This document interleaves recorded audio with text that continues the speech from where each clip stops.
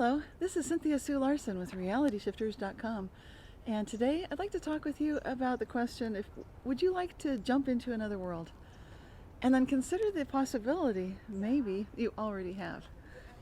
And today I'm going to be talking with you about subjective memory in a quantum reality where we have many pasts, and there is an unspoken assumption that we all agree that there exists one consistent set of possible realities, but there's only one true historical record. And that's an unspoken assumption because it's not really questioned. People tend to assume it's true without looking any closer. We therefore expect that all of our individual memories must map onto that one collective truth perfectly. But what if that assumption is not true? What if we exist within a holographic multiverse of ever-shifting realities, in which we sometimes find out that instead of one fixed set of historical facts, we can find ourselves remembering something quite different than what the historical correct, culturally correct record indicates.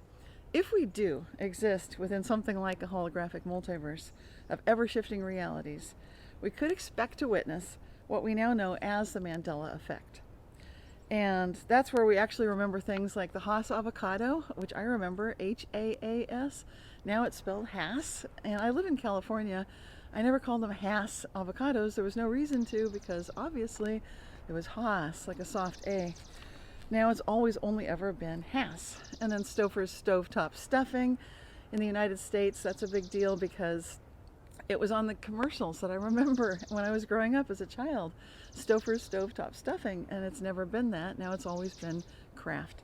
So these are interesting examples. In my book Quantum Jumps, I actually describe the idea of this multiverse and how it works, and you can see the idea of jumping from one reality to another right on the cover of Quantum Jumps. That's what's going on in the cover image.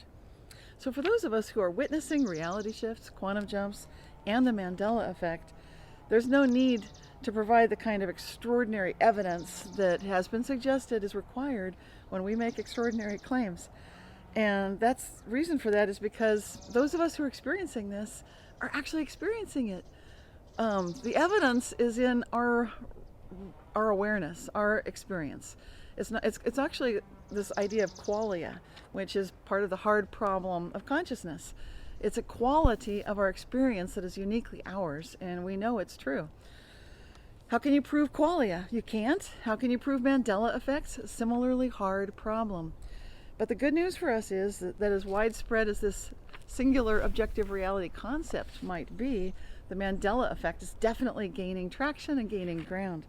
So some recent quantum physics findings have really shown us that the observer's perspective is quite real, and we could even call it an observer's perspective effect, because the work of Carlos Bruckner, who published a paper with his team in 2019, he described recent events in physics research experiments that showed that two observational devices that were set up to make an observation at the same place, well, slightly different perspectives, but otherwise observing the same event and at the same time actually can record two different things, and they did.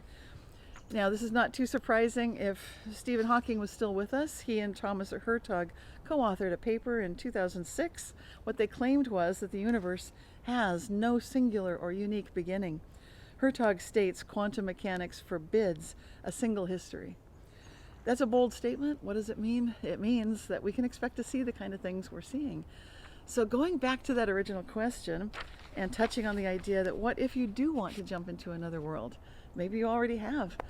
And that's the idea that I'd like to leave you with, and contemplate how would you feel if you are adjacent to another reality? You're so close to it. What are the kinds of qualia, the internal consciousness, hard problem stuff that can't yet be, maybe it never will, be properly recorded and documented and measured, because there's no way to do that. It's a very unique individual experience. But the good news is you can tell when something good is cooking in the other room. You can smell it.